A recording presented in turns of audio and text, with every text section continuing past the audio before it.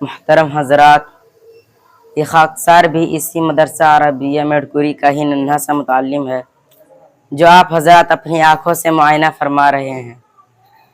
میں اس لائق نہیں کہ میں کچھ بیان کرنے کی جسارت کروں۔ اگر آپ حضرات کی دعائیں شامل حال رہی تو مجھے اللہ کی ذات سے امید ہے کہ میں قبر کے متعلق گوش و گزار کروں۔ نحمدہ و نصلی علی رسولہ الکریم، اما بعد، فاعوذ باللہ من الشیطان الرجیم، بسم اللہ الرحمن الرحیم، کل نفس ذائقۃ الموت۔ قبر کہتی ہے، میں وہ رات ہوں جو ہر ایک کو پیش آتی ہوں اور عنقریب تم سب کو پیش آ کر رہوں گی۔ میں نے تم کو اپنے آنے سے پہلے باخبر کر دیا۔ میں خاک کے نیچے سخت اندھیری رات ہوں، پھر میرے اندر آ کر یوں نہ کہنا مجھے معلوم نہ تھا، مجھے پتہ نہ تھا، مجھے خبر نہ تھی، ہائے میں بھول گیا تھا، ہائے میری توبہ۔ لیکن یاد رکھو، اس وقت چیخنے چلانے رونے دھونے سے کام نہ چلے گا، بلکہ سخت عذاب اور مصیبتوں کا سامنا کرنا پڑے گا۔ اگر روشنی چاہتا ہے تو چراغ لے کر آ رہا، اور میں بتا دیتا ہوں وہ چراغ تم کو ملے گا۔ 5 وقتہ نماز، تہجد کی نماز، تلاوت کلام پاک اور اعمال صالحہ، اللہ تعالیٰ اور اس کے رسول کی پوری فرما برداری اور اپنے نفس کی مخالفت کرنے سے۔ حضور نبی کریم صلی اللہ علیہ وسلم نے فرمایا، قبر پر کوئی ایسا دن نہیں گزرتا جس دن وہ اعلان نہ کرتی ہو، اے آدم کے بیٹے، اے آدم کے اولاد، تو مجھے بھول گیا، تو مجھے فراموش کر گیا کہ میں تنہائی کا گھر ہوں، میں وحشت کا گھر ہوں، میں تنگی کا گھر ہوں، میں کیڑے مکوڑے کا گھر ہوں۔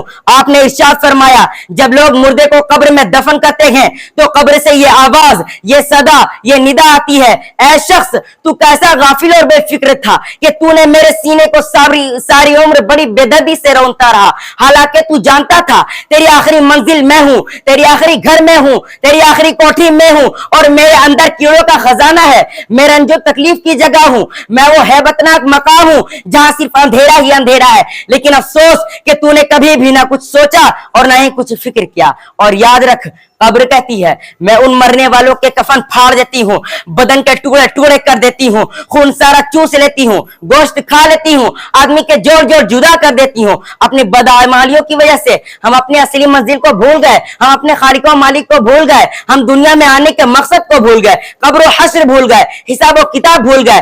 حد یہ ہے کہ ہم اپنی دنیا اور دنیا کے مال و اسباب جمع کرنے کے دلدل میں پھنس گئے۔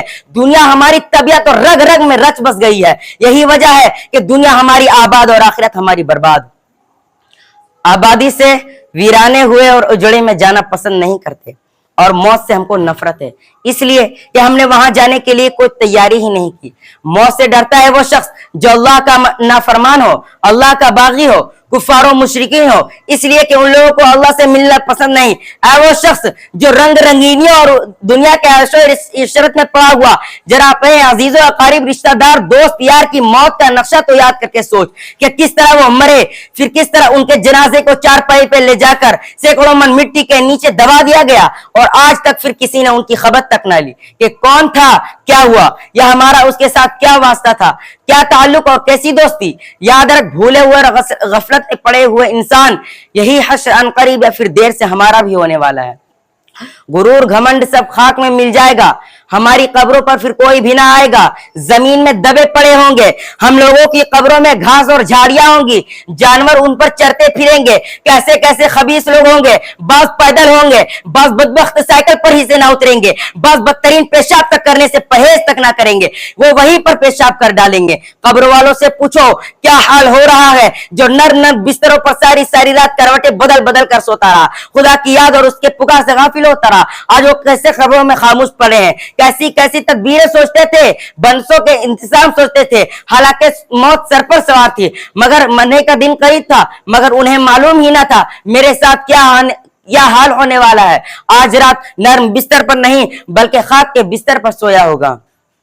میرے دوستو، مرتے ہی جب انسان کی موت آ جاتی ہے اور جیسے ان کا وصال ہوتا ہے تو ان کے سب خزانوں ان کو بالکل برہنہ کر دیا جاتا ہے, ان کے سب خزانوں پر قبضہ کر دیا جاتا ہے, ان کے سب خزانوں پر قبضہ کر کے ان کو بالکل برہنہ اور ننگا کر کے کفن میں لپیٹ کر دور ویران جنگل میں لے جا کر سینکڑوں من مٹی کے نیچے دبا دیا جاتا, اور آج تک پھر کسی نے ان کی خبر تک نہ لی. میں اپنی تقریر کو انہی چند جملے جمیلہ اور موضوع حسنہ پر اختتام پذیر کرتا ہوں. وآخر دعوانا الحمدللہ رب العالمین.